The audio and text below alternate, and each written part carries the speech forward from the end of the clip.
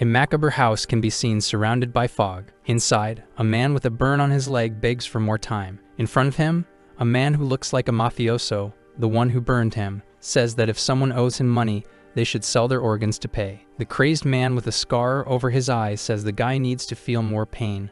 Only then will he understand the feeling of not getting his money back. The woman standing behind him seems to be typing on her phone. Noticing this, the mafioso is visibly surprised. He quickly snatches the phone from her hand, startling her. He asks if she was calling the police and says it wouldn't help anyway. Looking at the phone screen, he's surprised. She was texting her son, saying she couldn't talk at the moment and that he must not come home under any circumstances. The maniac says that instead of hitting her, he could just hit her son to make her suffer. She screams in desperation, begging them not to hurt her child, as two henchmen restrain her. The mafioso tells the goons to shut both of them up so they won't say anything. He sarcastically says he doesn't want to hurt her son as she's being tied up. The door opens and the mafioso, wearing a crazed grin, says the son has arrived. A boy in a school uniform and backpack has his hand on the doorknob, ready to open it. He looks bored, maybe even sad. Slowly, the door begins to open. The mother, gagged and tied up, mentally begs him not to come in. Almost half the door is open and the tension fills the air. The boy opens the door and sees no one since the armed henchmen are hiding behind the walls. Calmly, he removes his shoes and puts down his backpack as he enters the house. He walks quietly through the home in his socks. A red-haired henchman attacks him with a bat from behind a wall. The blow lands directly on the back of the boy's head. His mother sees it and starts crying,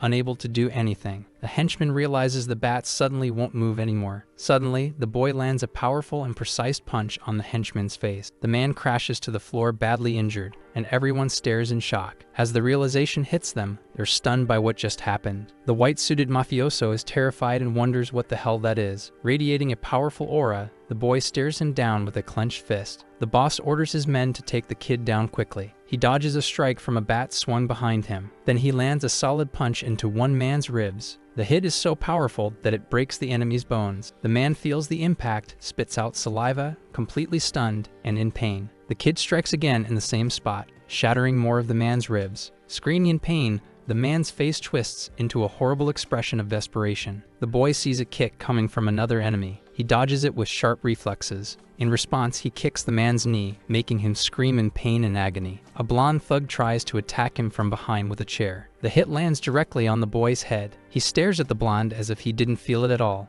The thug is terrified to see the chair shattered and the boy still standing. In a flash, the blonde is thrown across the room, crashing into a wall, startling the boss. Overcome with fear and shock, the mafioso asks what the hell this thing is. He pulls out a knife and looks at the tied-up hostages with malice. He mockingly asks the boy if his dad can still walk after getting beaten. Suddenly, an iron appears right in front of the boss's body, surprising him. The boy smashes the object directly into the man's face. His parents see it all and are stunned by what they've just witnessed. We're shown the enemy's head embedded in the wall. On the other side, the mafioso says his neck really hurts, tells someone to call 119, and asks if anyone is still there. He angrily yells if no one else is left, and we see that the boy defeated everyone. The boy breathes heavily, recovering from the fight. His father watches him while his mother closes her eyes, slightly relieved. The boy unties his parents afterward. He asks them if they don't want him to fight, then they shouldn't be so poor. Suddenly, he collapses to the floor, and his mother screams his name in despair, Kang Sunwoo. While later, we see a large building. It's a hospital. Inside, there are several people screaming and groaning in pain in the rooms, along with the doctors there. A well-dressed man in a suit and glasses is standing at the hospital reception. He asks a young woman why all that chaos is happening. The girl says a loan shark kidnapped a guy's parents and he defeated 10 henchmen. That had been done by a high school student all by himself. Upon hearing that, the man is shocked by the situation. The loan shark tells his goons to finish him off immediately, but one of his subordinates says that Kang himself is the one paying the hospital. A blonde guy says that the black bear is coming and that the protagonist is done for. The man at the reception grows curious upon hearing the name Black Bear. He asks which room the high school student is in, and the receptionist says it's 202. Suddenly, he runs toward the room. While running, he says that if the black bear is in the area, he's a good candidate for a fighter, and this might help him verify the candidate. He stops in front of the room door. The man in the suit reads the name Kang on a little plaque and says that, unfortunately, he got involved with him. He looks through the small window in the door and says he feels sorry for that student. Inside the room, we see Kang and an extremely tall and muscular man, something that shouldn't be human given his abnormal physique. The black bear says he never thought they'd call him just for some random high school delinquent. He adds that Kang shouldn't blame him, but he also has debts to collect. Staring at him, the bear says the protagonist is quite an interesting guy, because even after seeing the monster in front of him, he doesn't seem scared. Kang removes the IV from his hand, preparing to fight. The monster says he has to show the kid what true fear is and raises his hand to attack. Kang quickly counters with a powerful punch to the face. The same man in the suit is still watching through the window and says the boy is very fast. The bald man easily brings down the protagonist with a single hand, stopping him cold. Kang feels the impact as he hits the floor hard. Still watching through the window, the man in the suit says that, as expected, the bear would win. The monster says that no matter how crazy Kang is, if he attacks him, he'll take him down, and adds that Kang is nothing special and will die just like that. With a shocked look, the bear questions how Kang is getting up. The protagonist says he talks too much for someone who is nothing. Furious, the man gets pissed off by the kid's mockery. He says that's exactly what makes finishing someone off so fun, and charges at the boy with a crazy grin. The man at the door questions if he's really going to kill the boy and says he needs to stop this now. Kang dodges the blow, leaving the bear surprised. He counters the punch with a clean kick to the bald guy's face. With a stunned look, the man watching can't seem to believe what just happened. The bald guy's face is deformed after the blow, and he falls to the ground. He says he's never even heard of the black bear being knocked down. But the man doesn't give in and gets back up in rage. Still observing, the man says that, as expected, there's no way someone known as the king of physique in the whole country would be taken down so easily. The muscular man asks Kang if he really thought he'd fall after taking a kick from a mere student. But the protagonist immediately lands a solid punch on him. From the door, the guy says none of this makes any sense. Kang throws another extremely powerful punch. The bear seems dazed after blows like those, but still, he grabs Kang with his large, strong arms and squeezes him. He says he'll have to use his best move against a high school student. Alarmed, the man who's been watching says that's the black bear's signature move, called the Bone Crusher, and that he has to stop this now. The monster crushes the boy against his body with full strength. He says, like a madman, that the protagonist is starting to look ridiculous. Finally taking action, the man in the suit enters the room and tells the bear to stop. But the muscle-bound man doesn't stop and squeezes the boy even harder, who's now in a tight spot. The guy who tried to stop everything is now terrified by the situation. Silence fills the room,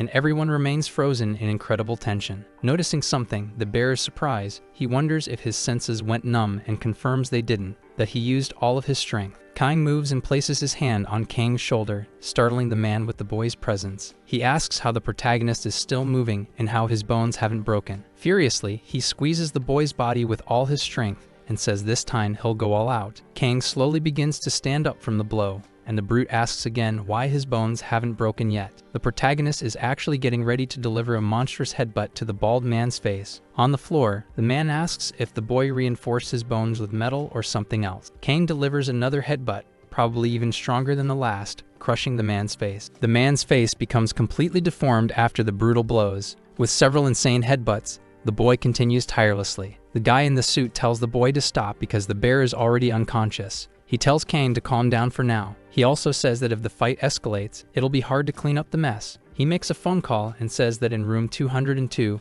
Building B, a man has suffered a cranial injury from a car accident. Kang asks who he is and questions if he's with the criminals. Seriously, the man says that if that's how things are, he would like to propose some kind of partnership with the protagonist. Kang immediately asks what kind of bullshit the guy is talking about. Several people wearing strange outfits and carrying suspicious equipment enter the room. Everyone looks at the black bear's body lying on the ground. They ask the suited man if they should wrap this up. The man asks one of the people in strange clothes if they can assume the bear won't regain consciousness for now, and they say they'll begin. Kang just watches them work silently and questions what the hell is going on. He seems upset by the situation, clearly not understanding any of it. Handing a card to the boy, the man in the suit says the contact on it is someone who can give him what he's looking for. Kang takes the card and looks at it, still confused about the whole situation. The man says that all Kang has to do is fight for the one he serves, and on the card we see some kind of symbol with a syringe. Kang crushes the card and tells the man to go to hell, clearly pissed off by everything happening.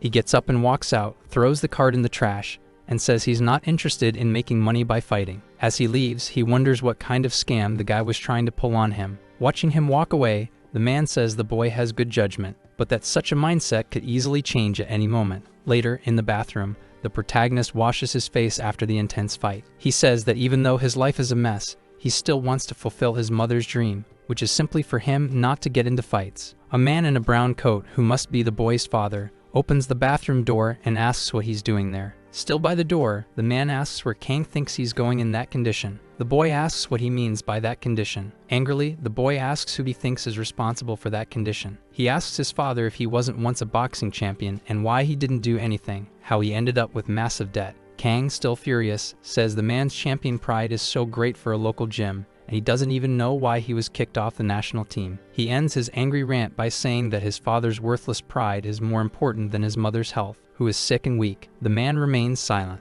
As he leaves, his father tells him not to think about leaving the hospital. Still standing and looking at the door, Kang says he hates all of this. Suddenly, the boy starts to feel dizzy. He collapses to the ground and says his head hurts. He thinks he hasn't been sleeping much, but adds that every time he sees his father, his head always hurts. With a sad expression, he says to himself that he hates his father, that the old man would barely bring any money home and always had major injuries. Kang says his father would bow to the parents of the bullies he beat up, and that he doesn't want to depend on him for anything. The boy says he doesn't want to believe that his father thinks he did everything he had to do, but it seems like he's just falling deeper into a hole. He says that, as a high school student who can't even get on a fishing boat, changing his life is impossible, and that he can't even make enough money to cover the daily household expenses. We see a group of young guys calling him to play, and Kang runs off saying he's busy. Then, in his memories, he sees some guys smashing his motorcycle, saying he's screwed. Because of these late-night bullies, his father's debts have only gotten worse. He also says he can't leave home because he doesn't want to and can't abandon his mother. He ends by saying his life is a complete mess. Next, we see Kang waking up on a stretcher wearing patient clothes. He wonders if he passed out again, and when they moved him to a different room. Picking up his phone, he wonders how long he's been there. He sees a message from his father and finds it strange. In the message, his father says the time has finally come to tell Kang everything that same night. The boy wonders what else the man has been hiding. After that, he looks for messages from his mother. He calls her, looking for news about his beloved family. When she answers, he asks the lady if everything is okay. The woman tells Kang not to go home because there are gangsters hiding there and it would be too dangerous, and the boy is surprised. The woman adds that he should stay where he is because she moved him to another room, changed his name, and because of that he'll be safe, and he asks where his mom is. She says she's hiding near a police station in a motel, and that he shouldn't worry about her and can't stay on the phone for long. The woman says Kang shouldn't move around for now and that she's hanging up now. The boy remains standing after the call ends. He gets mad at himself and says it's his fault for getting her involved with those guys. He runs out, saying he needs to meet up with his mother first. Suddenly, his phone starts ringing and he sees it's his father calling. Kang answers and greets the man,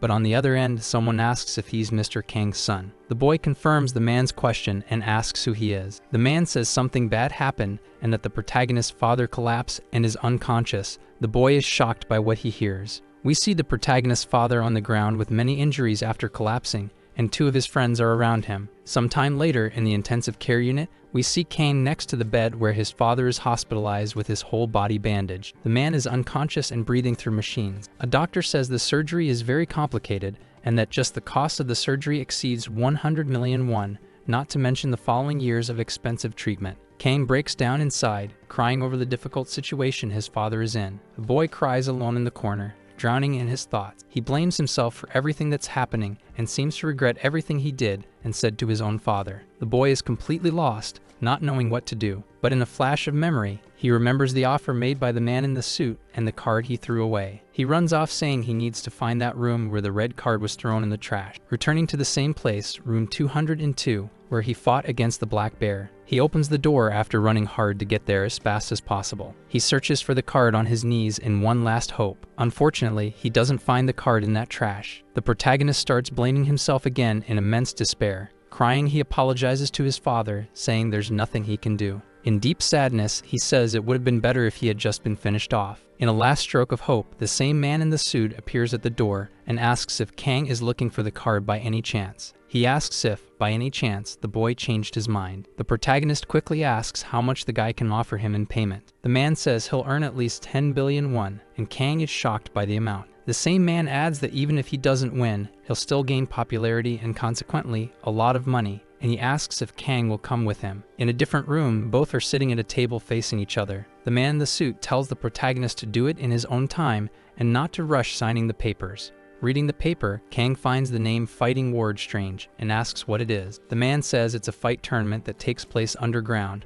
and its fighters are monsters with very high physical abilities due to illegal drugs. The protagonist says he won't use that kind of forbidden drug called doping. After that, the man opens a suitcase filled with various vials containing different liquids. He says that it's not just any ordinary doping, and depending on the type, it can give a man on the brink of death supernatural strength. But he adds that, obviously, doping is optional and not mandatory. Kang asks who exactly the man standing in front of him is. The man apologizes for the delay in introducing himself and says his name is Kim Min-seok and that he works for a VIP client of the Fighting Ward. He says that what really matters right now isn't who he is, but the issue of doping. Kim says there hasn't been a single winner who won without using some form of doping. Kang says firmly that he already said he won't use it, and the man tells him to at least listen before fighting. In his thoughts, the protagonist is pissed, thinking that Kim clearly isn't listening to him. Kim explains how things work. If Kang enters the top 20 fighters, he can choose a sponsor. At that point, he can pick the VIP that Kim works for to sponsor him and go toward victory with their support.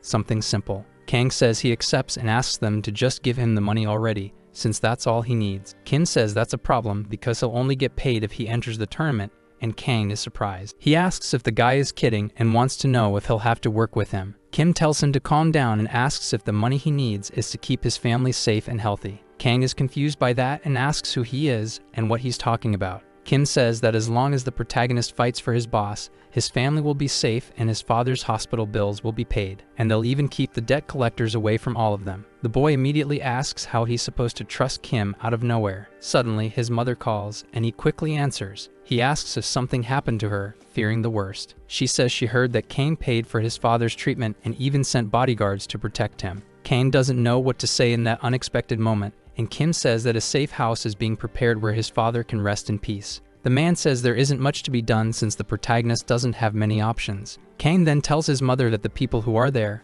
all of them, were sent by him, and tells her he has to hang up and will see her later. His mother calls his name in concern, but he just says he'll call her back later. Kang looks relieved after the situation with his family is somewhat under control. He asks what all this is and whether it will be deducted from the 19 billion won. But Kim says the 10 billion is just the starting amount, and Kang is shocked, because depending on how many people bet on him, the total amount keeps increasing, and with a victory he could earn up to 15 billion won. Kang says that's insane, but the man adds that it's definitely not impossible. He also says that for high-level fighters, that amount is actually low. Kang is deeply shocked to hear that. But he learns that some average competitors might pass out or even lose their lives, and in fact only 10% of the preliminary contestants leave the tournament unscathed. Kang says it's insane that so many people lose their lives, and yet the Fighting Ward remains hidden. Kim says that's precisely why it's a secret tournament, because even the people who die are hidden, and Kang is horrified. Pointing to the line, he tells the boy to sign the document right there. That's the first step in creating a death alibi.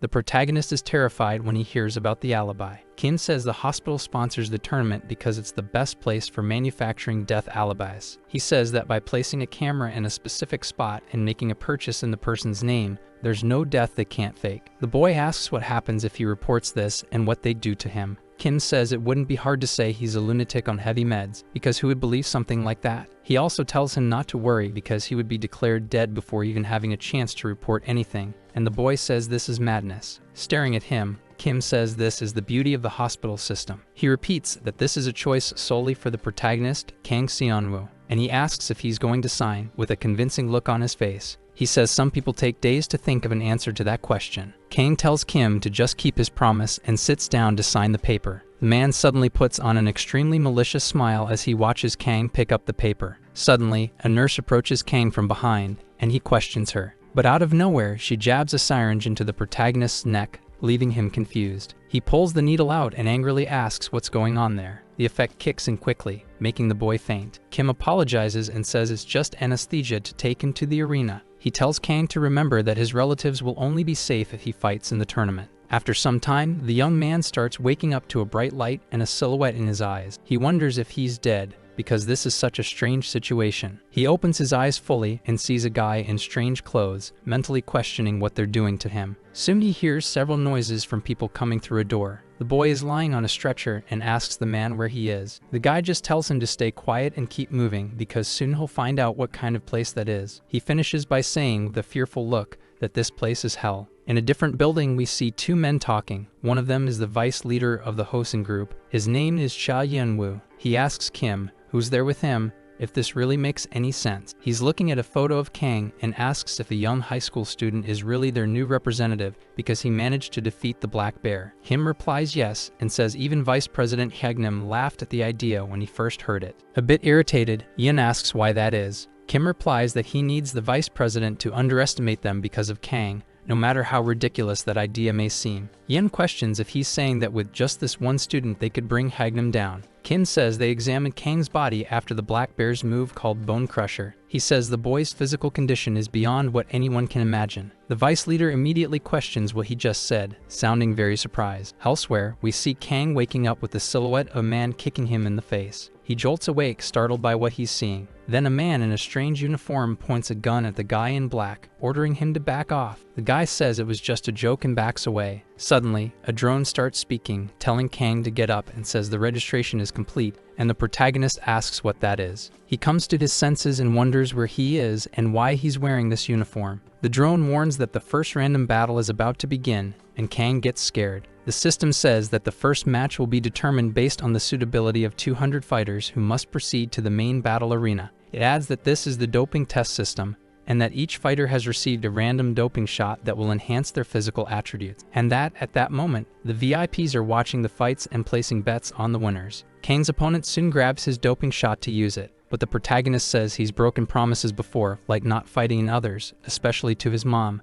but he won't break the one about not using those drugs. He then hears a scream behind him and gets startled. Looking back, he sees the opponent's doping syringe on the ground, surrounded by blood. Then he observes his opponent with an incredibly strong and altered appearance, completely out of control. With a terrifying face and an insanely intense purple aura, he says he received the power doping. Kang wonders what the hell he's seeing. In the blink of an eye, the opponent jumps and charges at him with a double kick. The protagonist quickly dodges, and the blow hits the wall hard, cracking and even breaking it. Kang questions what kind of monster he's looking at. The enemy's body structure now appears much larger, muscular, and bizarre. Noticing this, the boy wonders how those muscles appeared on the guy's body since they weren't there a moment ago. The camera drone is just hovering there, while the rich people watch the fight from behind. This device announces that the fighter Han Chae-il has successfully boosted his power. Han says he hit the jackpot by powering up with doping, and that his luck is the best. He also says he wants to get out of that place and crush the guys who used to mock him for being skinny. He suddenly jumps and charges at the protagonist. He says he's going to annihilate this little brat standing in front of him, referring to Kang. The protagonist, with a bit of mockery,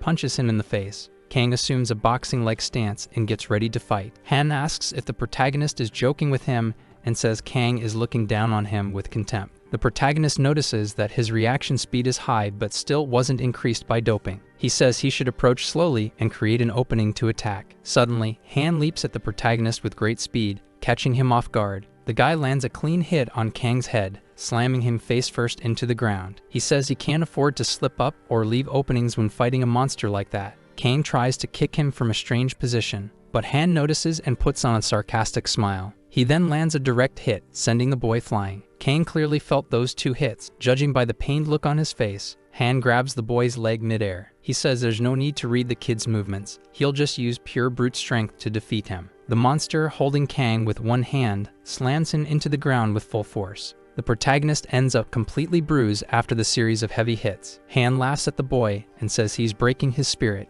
He gets ready to jump and says he wants to see how much a person can be shattered. He jumps with such strength that he even cracks the ground. In midair, the guy says none of his bastard opponents will make him leave. With a psychotic expression, he says that won't happen, because now he is the king. And with that, he comes crashing down with a powerful kick on the protagonist, who had no way to defend himself. Han says the best part of breaking people is definitely the ribs. He keeps his foot pressed on Kang, who lies helpless on the ground. In a flashback of Kim's conversation with the deputy chief, we see the conclusion where the man says Kang's bone structure is 10 times stronger than a normal person's. The boy suddenly returns to the fight by grabbing Han's foot, which startles him. The kid lands a clean kick to the opponent's chin, making him stumble. He quickly tries to retaliate by grabbing Kang's leg, but the student doesn't allow it and escapes in a swift motion. He immediately jumps back, creating distance from Han. Han asks how he's able to do that without even using doping, then assumes it must be the effect of his own doping starting to fade. Kang soon realizes that his opponent's stamina and energy are decreasing as the fight progresses. He comes up with a plan to keep his distance and throw quick punches focused on the opponent's face.